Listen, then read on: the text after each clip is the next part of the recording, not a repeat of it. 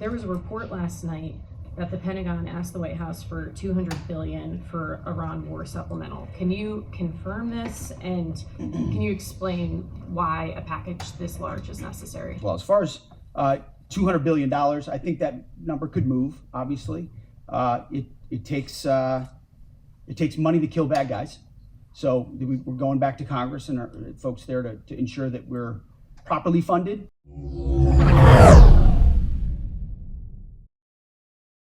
$200 billion. That's what the Pentagon is requesting in supplemental funding for this illegal and offensive war of choice that Trump and Netanyahu decided to start with Iran. This is so ridiculous and so upsetting for so many reasons. One, the Pentagon already has over $1 trillion budget, right? Like, we've already allotted over $1 trillion for the Pentagon for defense so that we could do an offensive war against a country that never attacked us. And the reason I always say that this was an illegal war of choice is because Iran never attacked the United States. It's illegal under international law. They had no plans of attacking the United States. Also, Iran had no nuclear weapons and had no plans of creating nuclear weapons. So the entire premise for why we had to go to war with Iran is total and complete BS. But I want to read this from Yahoo Finance, and then I'll get into some of the numbers of what this money could actually buy if we cared about people in the United States. So Yahoo Finance says, debate in Washington over the cost of the Iran war escalated on Thursday as a new possible price tag of $200 billion began to circulate among policymakers. The figure isn't final, but could represent Trump administration's eventual request to Congress, a supplemental funding bill in Washington parlance, to cover additional costs stemming from the war. And again, this is another reason why this is illegal. Why I always say this is an illegal war is because Congress has the power to declare war. Congress has the power of the purse. This is the equivalent of you stealing your parents' credit card to buy an Xbox or something like that, and then after the fact going, hey, you know how I took all that money from you and I didn't ask? I'm gonna need more because turns out you can't play the Xbox without games. So I'm gonna need to spend more of your money. It goes on. The Washington Post was the first to report the eye-popping figure. The Defense Secretary Pete Hegseth on Thursday defended the number, which would be on top of the Pentagon's $1 trillion annual budget.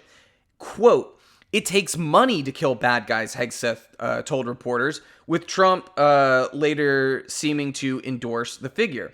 This kind of funding bill is going to ensure that we're properly funded going forward. Yeah, it takes money to kill bad guys. Coming from the resident drunk D-lister from Fox News. I mean, like, the bad guys that we're killing, the school children that we're bombing, all the houses, all of the apartments, all of the hospitals, the other civilian infrastructure, the oil refineries and depots.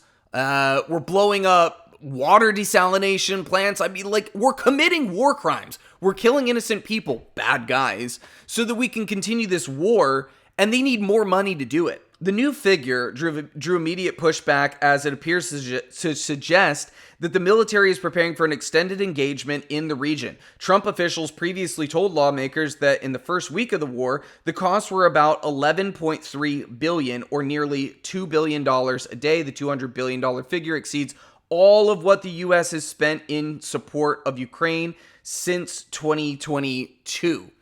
Okay, so first of all, Trump has said multiple times, oh, the war is pretty much over. I mean, we've already bombed everything. You know, I can end it anytime I want. But they're asking for more money so that they can bomb more. So what is it? We've declared total victory. No, actually, we need more money because we're sort of, getting our asses handed to us, and we're running out of interceptor missiles, and we're getting our military bombed all over the place, and our allies are getting bombed all over the place. So that part has always been, they have no idea how to message on this. But I want to get into what this money could have been spent on, and it's astounding how much money the United States wastes so that we can bomb innocent brown people in a country that is 6,000 miles away. So $200 billion, just for reference, that would pay for free public college for everyone in the United States who wants to go to college. That'd be like roughly $60 billion a year. It would pay for paid sick leave by law. That would be about $2.25 billion a year. It would pay for paid family leave for everybody that has a kid. That would run us about $35 billion a year. It would pay for free school meals, which would be an additional $35 billion a year. It would also pay for free childcare, which would run us about $60 billion a year. And I say all of that in it just to add it up. That's still less than $200 billion. Like, I have kids in childcare. Their childcare is more than my mortgage.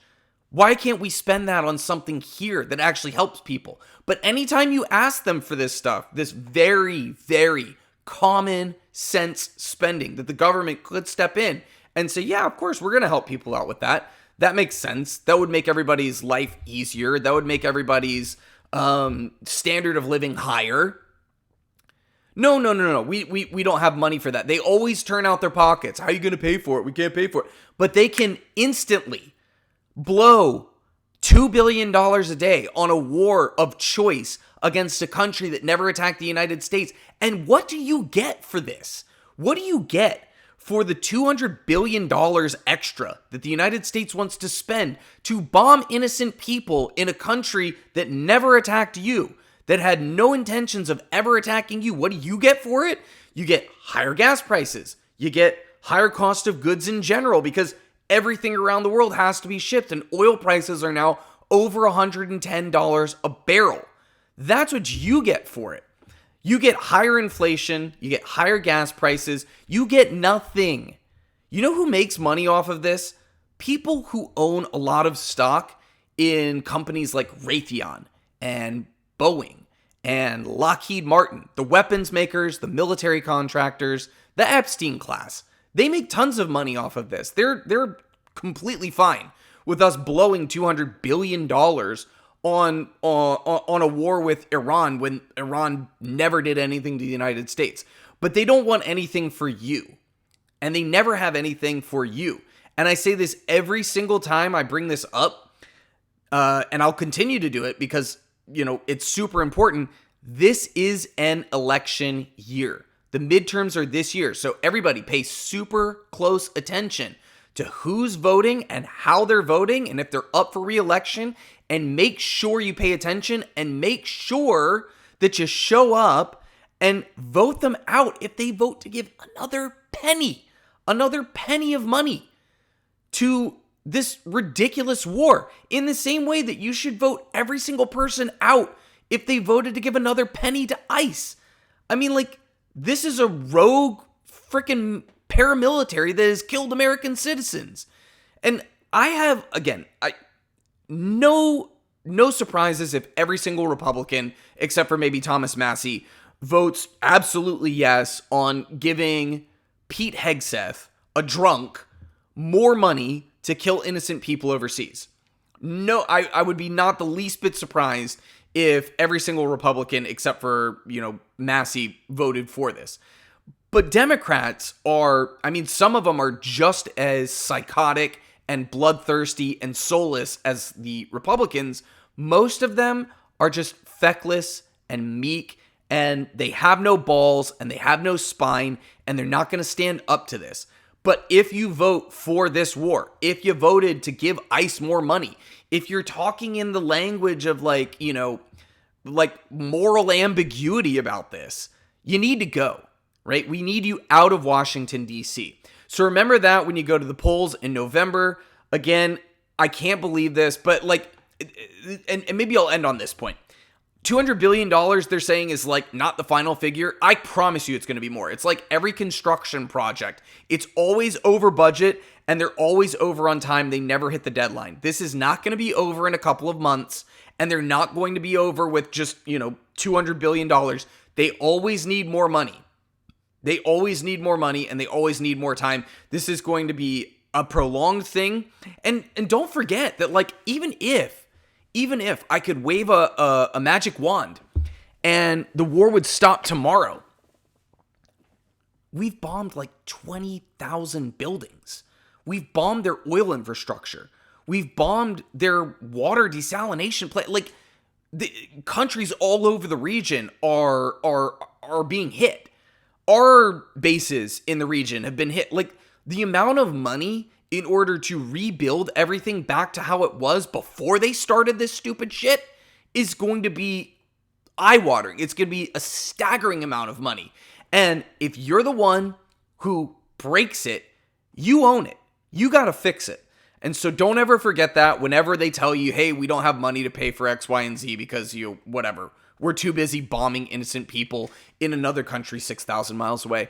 Guys, if you made it this far, please make sure to like the video. If you are not already subscribed, make sure you subscribe to the channel as well. Hit the bell as well. That way, hopefully, YouTube will notify you whenever I drop another video.